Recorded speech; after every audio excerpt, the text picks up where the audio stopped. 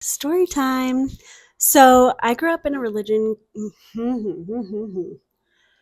a little amped right now because there's a thunderstorm rolling in, and I love thunderstorms.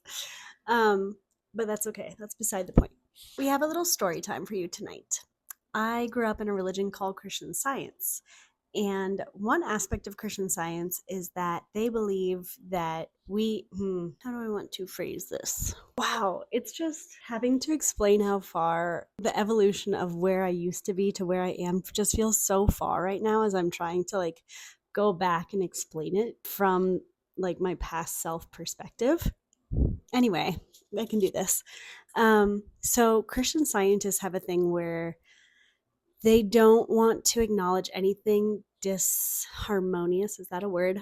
Discordant in relationships, in communities, in the world, which you can imagine can lead to quite a bit of, what is it called? Like ostrich putting their head in the sand kind of behavior. One of their go to quotes from the textbook of Christian Science says, "Stand porter at the door of thought." Sorry, I'm reading it like a Christian scientist.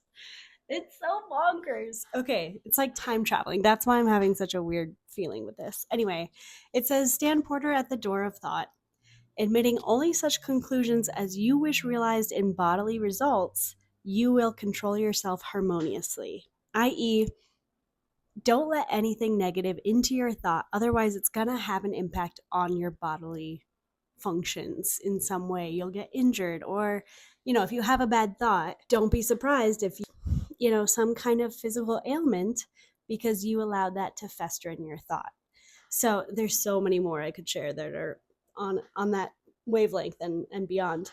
But it goes beyond just your own body. Like that's one layer, and of course that's crazy because it's like the visceral effect of thinking anything less than positive, good, loving thoughts. Watch out, because you don't know what could happen. So it makes you incredibly hypervigilant to monitor every single thought. Stand porter at the door of thought.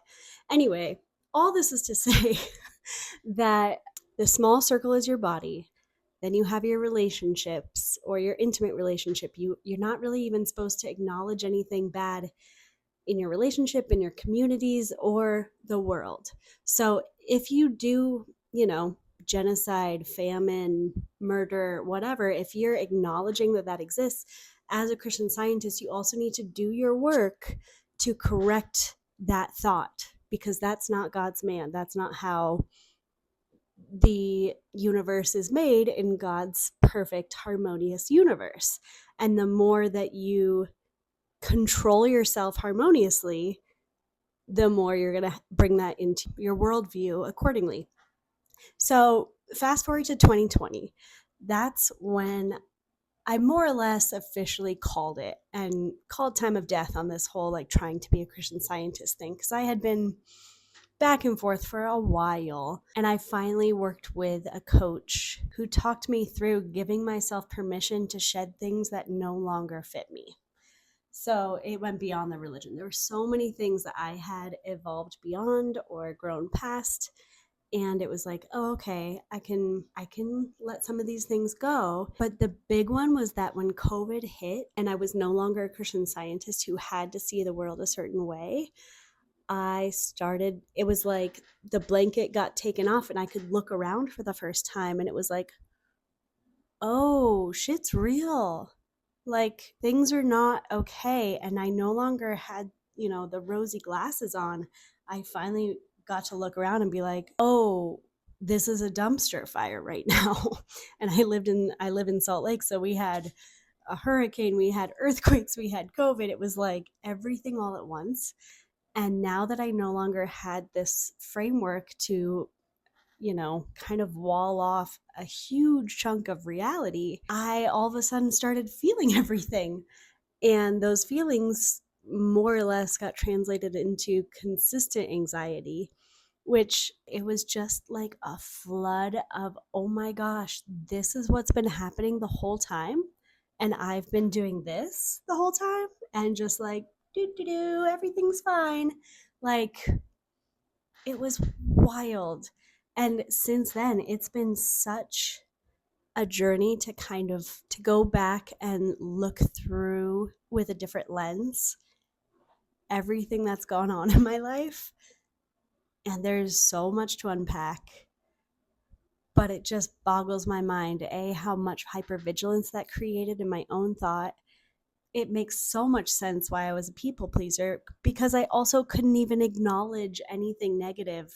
Otherwise, I was going to be punished, like physically or viscerally or emotionally. Like, it had major consequences. This was not just normal people pleasing. I think it goes much deeper, and it has a very twisted psychological effect when you think that if you create any kind of conflict or ruffling feathers, that you're inviting in negativity into your thought, which then can grow into sin, disease, or death, as Christian scientists call it.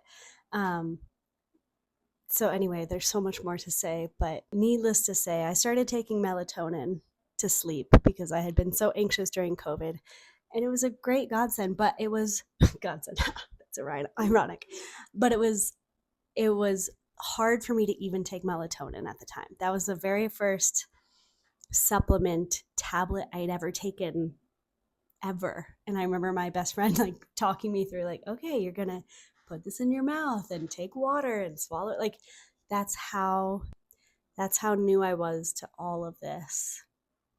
And it was just the beginning.